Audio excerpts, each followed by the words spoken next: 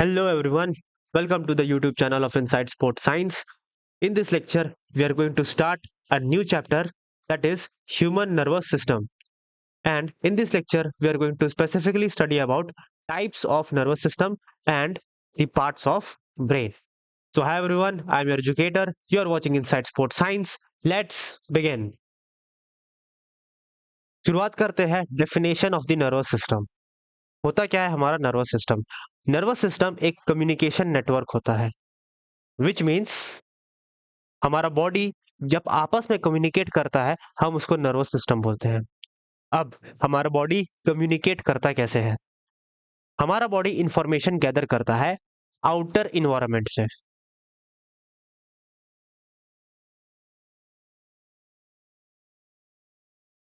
Outer environment से हमारा body, हमारा ब्रेन इंफॉर्मेशन गैदर करता है। इसको हम सिचुएशन या कंडीशन भी बोल सकते हैं। सिचुएशन और कंडीशन। तो आउटर इन्वायरमेंट का जो सिचुएशन है और जो उसका कंडीशन है, उस हिसाब से हमारा ब्रेन आइडियाज बनाता है या फीलिंग्स जनरेट करता है, या फिर हम उसको इंस्ट्रक्शंस भी बोल सकते हैं। इसी आइडियाज, फीलिंग्स या इंस्ट्रक्शन के बेसिस पे ही हमारे बॉडी को वर्क करना पड़ता है। तो इसी आइडियाज, फीलिंग्स और इंस्ट्रक्शन को हमारे बॉडी तक सर्कुलेट करना पड़ता है और तब जाके हमारा बॉडी वर्क करता है। इसी पूरे प्रोसेस को हम नर्वस सिस्टम बोलते हैं। ये जो आइडियाज है, फीलिंग्स है, इंस्ट्रक्शन है, ये आगे जाके पास ऑन हो जाते हैं हमारे बॉडी पार्ट्स में। तो ये जो पूरा सेट ऑफ एक्शन है, हम इसको नर्वस सिस्टम बोलते हैं। अब इसको और अच्छे से समझने के लिए हम एक बार अब डेफिनेशन में भी अपनी नजर डाल लेते हैं। What is nervous system?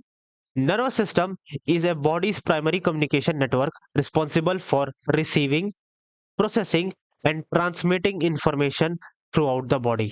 यही मैंने आपको बताया। रिसीव कहाँ से रिसीव कर रहे हैं? हम अपने आउटर इन्वायरमेंट से रिसीव कर रहे हैं।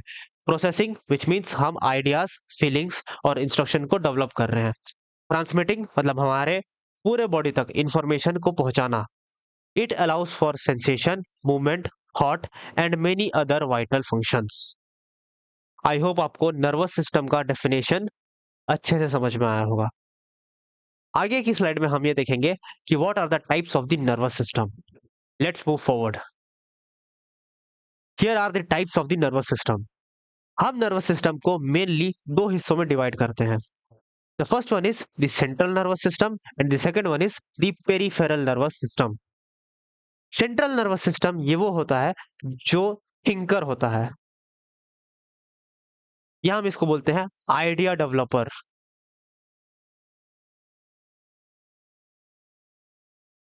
हम जितनी भी थिंकिंग है, मेमोरी है, कैलकुलेशंस है, वो सब हम सेंट्रल नर्वस सिस्टम के थ्रू करते हैं और हमारे बॉडी को कमांड हमारा सेंट्रल नर्वस सिस्टम ही दे करता है। सेंट्रल नर्वस सिस्टम में हमको बताता है कि कब हमको क्या करना है, क्या हमको नहीं करना है। ये ड्यूटी हमारे सेंट्रल नर्वस सिस्टम का होता है। इस सेंट्रल नर्वस सिस्टम के दो हिस्से होते हैं। एक होता है brain, let me right it here, और एक होता है हमारा स्पाइनल कॉर्ड।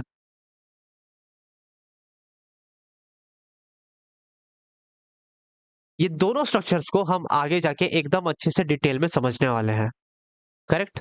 ब्रेन और स्पाइनल कॉर्ड हमारे आउटर इन्वायरमेंट से रिसीव करता है इंफॉर्मेशन और वो आइडिया द्वारा डेवलप करता है, वो थिंक करता है और फिर वो इंफॉर्मेशन जनरेट करता है। करेक्ट?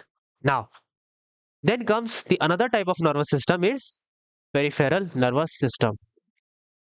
पेरिफेरल मतलब जो हमारे पेरिफेरी, मतलब जो आउटर लेयर में जो प्रेजेंट होता है, हम उसको बोलते हैं पेरिफेरल नर्वस सिस्टम। ये करता क्या है? सेंट्रल नर्वस सिस्टम जो आइडिया जनरेट किया है, जो इंस्ट्रक्शन सेंट्रल नर्वस सिस्टम तो जनरेट किया है, इसको पूरे बॉडी पार्ट्स में ट्रांसफर करने का काम करता है पेरिफेरल नर्वस सिस्टम। करेक्ट? क्या करता है? Ideas generated by the central nervous system और the instructions generated by the central nervous system is transferred throughout the body through the peripheral nervous system. ये मैं आपको इस डायग्राम से समझा देता हूँ। This is our central nervous system, this is the brain, correct? And this is the spinal cord. This is the extension of brain and this is the spinal cord. इस spinal cord से और इस brain से आपको कई सारे nerves निकलते हुए आपको दिखाई दे रहे होंगे. ये नर्व्स करते क्या है? सेंट्रल नर्वस सिस्टम ने, that is brain and spinal cord, इन्होंने जो कुछ भी सोचा, जो कुछ भी इन्होंने इंस्ट्रक्शंस दिया है, ये इन सारे इंस्ट्रक्शंस को हमारे पूरे बॉडी में सर्कुलेट करने का काम करते हैं. This are peripheral nervous system. And not only, ये सिर्फ और सिर्फ मैसेज को ब्रेन से या स्पाइनल कॉर्ड से पूरे बॉडी में नहीं पहुंचाते, ये आउटर इन्वायरमेंट से,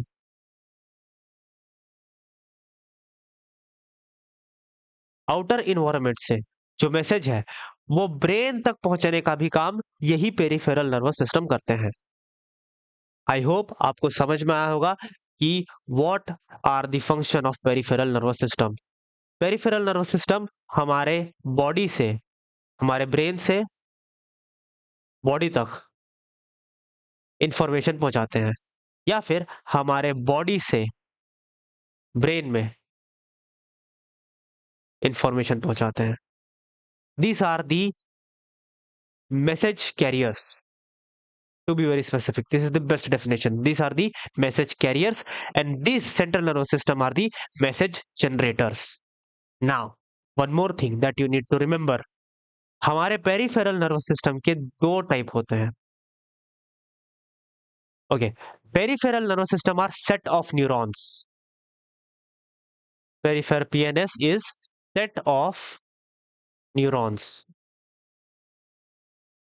which means कई सारे न्यूरॉन्स के ये गुच्छे होते हैं. This is one neuron, this is another neuron, this is another neuron, and this is the another neurons. तो ये कई सारे न्यूरॉन्स मिलके हमारा पेरिफेरल नर्वस सिस्टम बनाते हैं. नाउ, ये जो न्यूरॉन्स है ये भी दो टाइप के होते हैं. एक होता है हमारा एफेरेंट और एक होता है हमारा efferent. Now, what is efferent? ये वो नर्व्स होते हैं जो इम्पल्स को कैरी करते हैं to the CNS. Carries impulse to CNS, यानी कि सेंट्रल नर्वस सिस्टम, जिसमें हमारा ब्रेन और स्पाइनल कॉर्ड होता है. इसको मैं आपको एक एग्जांपल से समझाता हूँ. Let's say suppose this is a human, this is an individual. ये उसके हाथ है. मैं इसके हाथ में एक गरम लोहे का रॉड टच करूं. दिस इज गरम लोहे का रॉड. तो होगा क्या? यहाँ पे जो इसके नर्व्स प्रेजेंट है, ये नर्व्स हमारे ब्रेन को मैसेज भेजेंगे कि आपके हाथ में एक गरम लोहे का रॉड है. उसको इनसाइड स्पोर्ट साइंस के फाउंडर ने टच करवा के रखा हुआ है. तो ये जो नर्व्स है जो आपके ब्रेन तक इंफॉर्मेशन पहुंचा रही है कि एक गरम लोहे का रॉड आपके हाथ में टच है, इस नर्व को हम बोलते हैं एफरेंट न्यूरॉन. आई होप आपको ये समझ में आया होगा. And what is efferent neuron? जैसे ही आपके ब्रेन को पता चलेगा कि हाँ भाई हमारे हाथ में एक गरम लोहे का रॉड टच है, तो ये आपका ब्रेन आइडिया जनरेट करेगा जिसमें वो बोलेगा कि तुरंत अपना हाथ हटाइए. तो ये जो इंफॉर्मेशन है ये एक नर्व लेके आएगा और आप अपना हाथ हटा लोगे. तो ये जो इंफॉर्मेशन है जो आप ब्रेन से लेके आ रहे हैं कि अपना हाथ हटाइए, ये लेके आता है हमारा इफरेंट न्यूरॉन. क्या होता है डेफिनेशन इफरेंट न्यूरॉन का? Carries impulse from CNS to body part. Carries impulse from CNS to body part. I hope आपको इस एग्जाम्पल से एफरेंट और इफरेंट न्यूरॉन्स क्लियर हो गया होगा. करेक्ट? नाउ, हमारा जो पेरिफेरल नर्वस सिस्टम है हम इसको भी दो और हिस्सों में डिवाइड करते हैं. The first one is autonomic nervous system and the second one is somatic nervous system. क्या होता है ऑटोनॉमिक नर्वस सिस्टम और सोमैटिक नर्वस सिस्टम? सबसे पहले हम देखते हैं what is somatic nervous system. Somatic nervous system वो नर्व्स होते हैं, वो न्यूरॉन्स होते हैं जो हमारे वॉलेंट्री मसल्स में मैसेज या इम्पल्स को कैरी करते हैं. हमारे बॉडी में 2 टाइप के टिश्यूज होते हैं, 3 टाइप के होते हैं। उनमें से 2 है, एक होते हैं वॉलंटरी टिश्यू और एक होते हैं वॉलंटरी मसल्स और एक होते हैं इनवॉलंटरी मसल्स। मैंने आपको पढ़ाया है। वॉलंटरी मसल्स क्या होते हैं? ऐसे मसल्स जो हमारे विल पे डिपेंड करते हैं, जिनको हम अपने इच्छा के अनुसार हम मूव करा सकते हैं। तो सोमैटिक नर्वस सिस्टम वो न्यूरॉन्स होते हैं जो मैसेज को ट्रांसफर करते हैं हमारे वॉलंटरी मसल्स में। जैसे कि आपको दौड़ना है, आपको एक्सरसाइज करनी है, आपको जॉगिंग करना है, तो ये जो मैसेज है, ये मैसेज आपके वॉलंटरी मसल्स में जाएगा। क्यों? क्योंकि वॉलंटरी मसल्स आपके विल के हिसाब से काम करती है। तो ये जो मैसेज है, इस मैसेज को कौन कैरी कर रहा है? Somatic nervous system. करेक्ट? आई होप आपको समझ में आया होगा कि what does somatic nervous system do. ये क्या करती है? ये आपके वॉलंटरी मसल्स में मैसेज ट्रांसफर करती है। Correct? Now comes the autonomic nervous system. ये क्या होता है? These are sets of those neurons that carries message to internal organs, which means ये उनको मैसेज कैरी करती है, ये उन तक मैसेज पहुंचाती है जो हमारे विल पे डिपेंड नहीं करते। जैसे कि आपका हो गया स्टमक, लीवर, लंग्स। क्या ये आपके विल पे डिपेंड करती है? ये आपके इंटरनल ऑर्गन्स है। और अगर आप चाहते हैं कि आपके इंटरनल ऑर्गन्स काम करें अच्छे से, तो इन तक मैसेज कौन पहुंचाता है? इन तक मैसेज पहुंचाता है आपका autonomic nervous system. Correct? Which means आपके लंग्स को, आपके डायफ्राम को, आपकी किडनी को काम करने के लिए कौन बोल रहा है? ऑटोनॉमिक नर्वस सिस्टम बोल रहा है। करेक्ट? आई होप आपको समझ में आया होगा what is autonomic nervous system and what is somatic nervous system. Somatic nervous system आपके स्केलेटल मसल, वॉलंटरी मसल्स को इंफॉर्मेशन पहुंचाते हैं। आपको एक्सरसाइज करनी है तो आप अपने स्केलेटल मसल से एक्सरसाइज करेंगे, तो उनको कौन मैसेज पहुंचा रहा है? आपका सोमैटिक नर्वस सिस्टम। करेक्ट? आपकी स्टमक है, हार्ट है, लीवर है, लंग्स है, ये आपके विल पे डिपेंड नहीं करते, तो इन तक मैसेज कौन पहुंचा रहा है? Autonomic nervous system. नाउ जो आपका ऑटोनॉमिक नर्वस सिस्टम है, ये भी 2 और हिस्सों में डिवाइडेड होता है। ओके, वन मोर थिंग मैं आपको बताना भूल गया। जो हमारा सोमैटिक नर्वस सिस्टम है, उसमें 2 और टाइप के न्यूरॉन प्रेजेंट होते हैं। एक होता है हमारा क्रेनियल नर्व और एक होता है हमारा स्पाइनल नर्व। क्या होता है क्रेनियल नर्व और स्पाइनल नर्व? स्पाइनल नर्व वो होते हैं ऐसे नर्व्स जो आपके स्पाइनल कॉर्ड से जुड़े हुए होते हैं, जो इंफॉर्मेशन डायरेक्ट स्पाइनल कॉर्ड में पहुंचाते हैं, उसको हम बोलते हैं स्पाइनल नर्व। और क्रेनियल नर्व वो होते हैं जो डायरेक्ट ब्रेन से कनेक्टेड होते हैं। ये दोनों नर्व आपके सोमैटिक नर्वस सिस्टम के टाइप है। ओके, आगे बढ़ते हैं। नाउ ऑटोनॉमिक नर्वस सिस्टम को हम फर्दर 2 हिस्सों में डिवाइड करते हैं। The first one is sympathetic nervous system and the second one is parasympathetic nervous system. Correct? Parasympathetic nervous system क्या होता है? ये वो नर्वस सिस्टम है जो आपके नॉर्मल कंडीशंस में काम करता है। करेक्ट? नॉर्मल कंडीशंस मतलब जब आप नॉर्मली बैठे हुए हो, जब आप नॉर्मली सो रहे हो, या आप नॉर्मली कोई भी काम कर रहे हो, उस टाइम आपका हार्ट बीट नॉर्मल होता है, हार्ट रेट आपका नॉर्मल होता है, जो आपका ब्रीदिंग रेट है वो भी आपका नॉर्मल होता है, आपके आईज की जो प्यूपिल्स है वो भी, उनको जितना बड़ा होना चाहिए वो उतने ही बड़े होते हैं। तो ये कब काम करता है? जब आप नॉर्मल कंडीशंस में होते हो, तब आपका पैरासिम्पैथेटिक नर्वस सिस्टम काम करता है। करेक्ट? नाउ जब इमरजेंसी आ जाती है कोई, तब आपका सिंपैथेटिक नर्वस सिस्टम काम करता है। व्हिच मीन्स इमरजेंसी में क्या होता है? आपका हार्ट रेट इंक्रीज हो जाता है, आपका ब्रीदिंग रेट इंक्रीज हो जाता है, आपकी आई की प्यूपिल्स है वो भी बड़ी हो जाती है, आपको गूज बम्प्स आने लग जाते हैं, जो आपके रोंगटे खड़े होने जिसको हम बोलते हैं। तो ये सारे काम कौन करवा रहा है? ये करा रहा है आपका सिंपैथेटिक नर्वस सिस्टम। ये कब होता है? ये इमरजेंसी में होता है। तो मैंने अभी आपको क्या बताया? ऑटोनॉमिक नर्वस सिस्टम ये वो सिस्टम है जो आपके इनवॉलंटरी मसल्स को एक्टिवेट करता है, जो आपके इनवॉलंटरी मसल्स को इंफॉर्मेशन प्रोवाइड करता है। ऑटोनॉमिक नर्वस सिस्टम के हमने 2 टाइप देखे। पहला पैरासिम्पैथेटिक नर्वस सिस्टम जो कि नॉर्मल कंडीशंस में काम करता है, जिसमें आपके हार्ट रेट, ब्रीथिंग रेट, आपके आई की प्यूपिल्स नॉर्मल होती है। करेक्ट? फिर आता है हमारा सिंपैथेटिक नर्वस सिस्टम। ये क्या करता है? ये इमरजेंसी के टाइम काम करता है, जिसमें हमारा हार्ट रेट बढ़ जाता है, हमारा ब्रीथिंग रेट बढ़ जाता है और हमारे आई की जो प्यूपिल्स है वो भी बड़े हो जाते हैं। जैसे कि आपने सांप देख लिया, जैसे ही आपने सांप देखा, जाहिर सी बात है आपका ब्रीथिंग रेट बढ़ जाएगा, आपका हार्ट रेट बढ़ जाएगा, आपकी आई की प्यूपिल्स वो और ज्यादा, उनके उनका जो सर्कमफेरेंस है, उनका एरिया है वो और ज्यादा बढ़ने लग जाता है।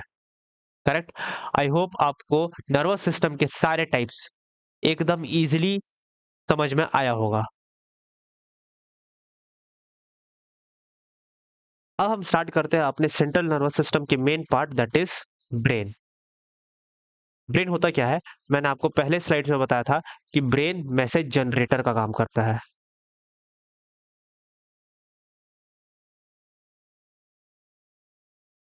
और हमारे जो बाकी बॉडी पार्ट्स है वो इस मैसेज को फॉलो करते हैं। तो अब हम आगे आने वाले स्लाइड्स में ब्रेन और उसके पार्ट्स के बारे में पढ़ेंगे।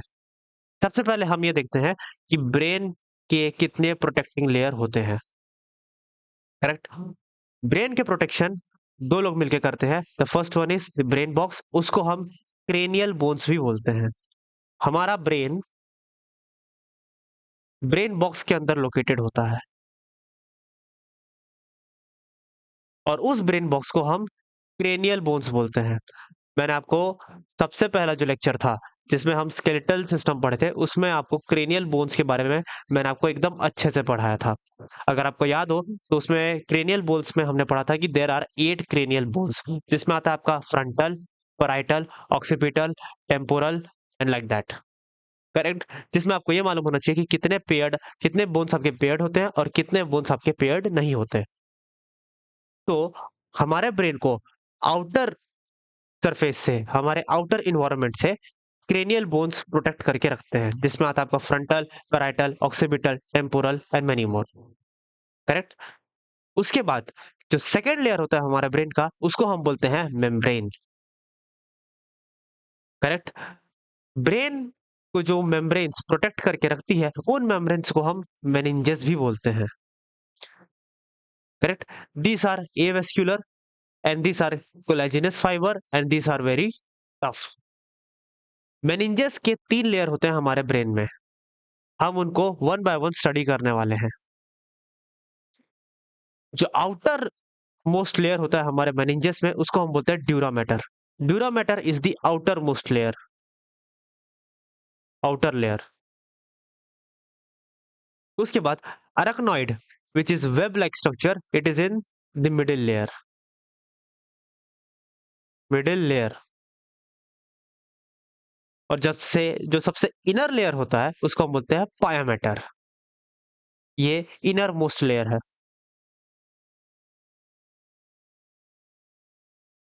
ये दिखता कैसे है, हम अभी इस स्लाइड में देखते हैं। दिस इज आवर ब्रेन, ये है हमारा ब्रेन। और अगर हम ब्रेन के पार्ट्स को, ब्रेन के प्रोटेक्शन कवरिंग को अगर हम जूम इन करें तो ये कुछ ऐसा दिखता है। ये है हमारा ब्रेन का outer most layer, this one, this whitish one, जिसको हम बोलते हैं क्रेनियल बोन्स। मैंने यहाँ पे लिखा है बोन्स ऑफ द स्कल, इसी को हम बोलते हैं क्रेनियल बोन्स, ये पूरा हिस्सा। करेक्ट। नाउ इसके नीचे, इससे ठीक जुड़ा हुआ, इससे अटैच्ड जो हमारा फर्स्ट लेयर होता है मेनिंजेस का, इसको हम बोलते हैं ड्यूरा मैटर। ये दिस ब्लूइश कलर का जो लेयर आपको नजर आ रहा है, this one, this is dura matter. Correct. Now इस ड्यूरा मैटर के नीचे हमारा प्रेजेंट होता है अरेक्नॉइड, और ये अरेक्नॉइड जो होता है, ये होता है वेब लाइक स्ट्रक्चर। ये आपको नजर आ रहा होगा, मैंने यहाँ पे मेंशन किया हुआ है, it is web like structure. यहाँ पे आपको दिख भी रहा होगा, this is web like structure. और एरिकनॉइड के बाद जो हमारा प्रेजेंट होता है, इसको हम बोलते हैं पाया मैटर। करेक्ट। ये जो पाया मैटर है, ये डायरेक्टली हमारे ब्रेन से कनेक्टेड होता है। ये आपको दिख भी रहा होगा, this light yellowish, the bright yellowish part is pia mater. Correct.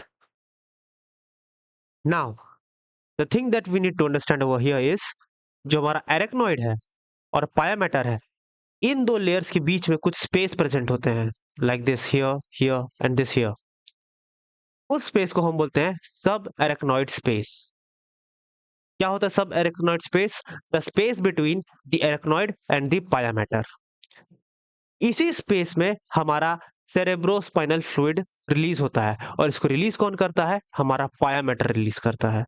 यहाँ पे रिलीज होता है हमारा सेरेब्रो सेरेब्रोस्पाइनल फ्लूइड, करेक्ट। और ये सेरेब्रोस्पाइनल फ्लूइड कौन रिलीज करता है? पाया मैटर। और ये कहाँ रिलीज करता है? सब एरेक्नॉइड स्पेस में, करेक्ट। इस चीज को आप नोट डाउन कर लीजिए। ओके, नाउ एरेक्नॉइड और ड्यूरा मैटर के बीच में भी एक स्पेस प्रेजेंट होता है, इसको हम बोलते हैं सब ड्यूरल स्पेस। तो आपको ये चीज याद रखना पड़ेगा कि हमारे ड्यूरा मैटर और एरेक्नॉइड के बीच में भी एक स्पेस होता है जिसको हम बोलते हैं सब ड्यूरल स्पेस, और हमारे एरेक्नॉइड और पाया मैटर के बीच में भी एक स्पेस प्रेजेंट होता है जिसको हम बोलते हैं सब एरेक्नॉइड स्पेस। नाउ पाया मैटर और ब्रेन डायरेक्टली कनेक्टेड होते हैं, इनके बीच में कोई भी स्पेस प्रेजेंट नहीं होता है। अनदर थिंग्स, जो हमारा बोन ऑफ स्कल है और ड्यूरा मैटर, ये भी आपस में कनेक्टेड होते हैं, इन दोनों के बीच में भी कोई स्पेस प्रेजेंट नहीं होता है, करेक्ट। अब हम इन सारे लेयर्स को फिर से रिवाइज कर लेते हैं। Let me repeat it again. हमारे ब्रेन के दो प्रोटेक्शन होते हैं। पहला प्रोटेक्शन होता है जिसको हम क्रेनियल बोन्स बोलते हैं, जो कि 8 होते हैं। उस क्रेनियल बोन्स को अगर आप क्रॉस करते हैं तो then comes our membranes. Membranes that protects our brain are known as meninges. और ये मेनिंजेस के 3 लेयर प्रेजेंट होते हैं। The outer most layer is dura mater, the middle layer is arachnoid, and the inner most layer is pia mater. Pia mater के 3 functions होते हैं, 3 characteristics होते हैं। पाया मैटर एक सॉफ्ट सरफेस होता है, ये सिक्रीट करता है सेरेब्रोस्पाइनल फ्लूइड, और ये वेस्क्यूलर होता है। वेस्क्यूलर मींस इसमें ब्लड फ्लो होता है। आई होप आपको ब्रेन के प्रोटेक्टिंग लेयर्स क्लियरली समझ में आए होंगे। Now one more thing for your knowledge, हमारा जो ब्रेन होता है वो till the age of 18 it grows. हमारा ब्रेन 18 साल की उम्र तक ग्रो करता है, विच मीन्स आपको 18 साल की एज तक कुछ ना कुछ नया सीखने की कोशिश करते रहनी चाहिए। क्यों? क्योंकि आपका ब्रेन ही आपका पर्सनैलिटी डेवलप करता है।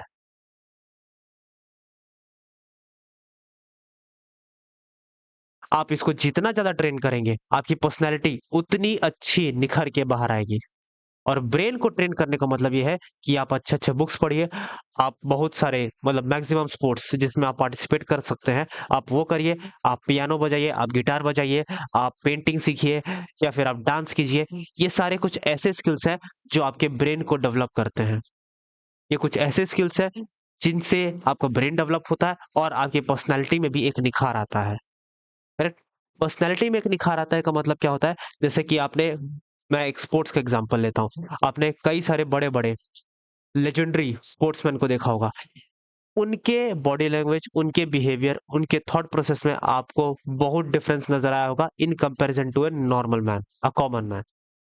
ये थॉट प्रोसेस में जो चेंज आया है, ये पर्सनैलिटी में जो चेंज आया है, ये क्यों आया है? क्योंकि उन्होंने सालों से मेहनत की है, उन्होंने सालों से उस स्पोर्ट्स को खेला है, और वही चीज़ उनके ब्रेन में एक बहुत बड़ा चेंज लेके आई है, which makes a huge difference between them and the common people.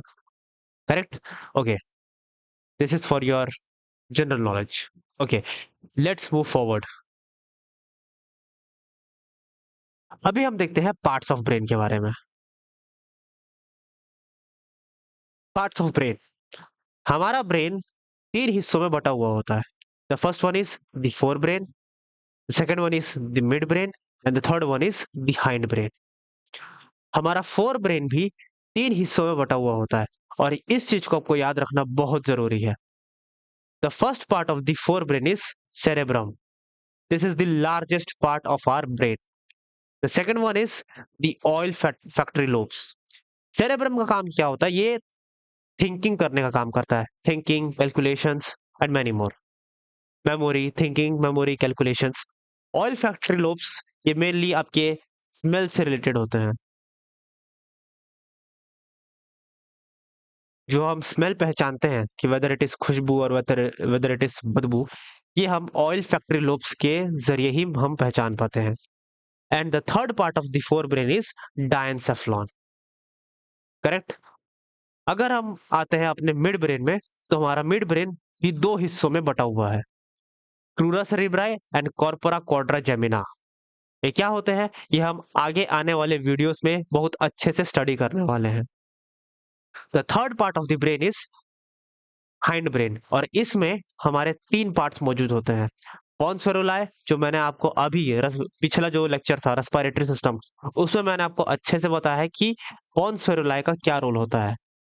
हमारे प्रॉन्स फेरुलाe में ही हमने हमारा प्रेजेंट होता है न्यूमोटैक्सिक सेंटर एंड एपनेस्टिक सेंटर, जो हमारे ब्रीदिंग रेट को रेगुलेट करता है। अगर आपने वो वीडियो नहीं देखा, then please go and watch that video first. Then comes the medulla oblongata.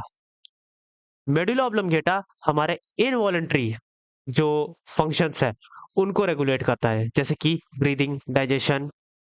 Correct. Then comes the cerebellum. Cerebellum second largest part of our brain.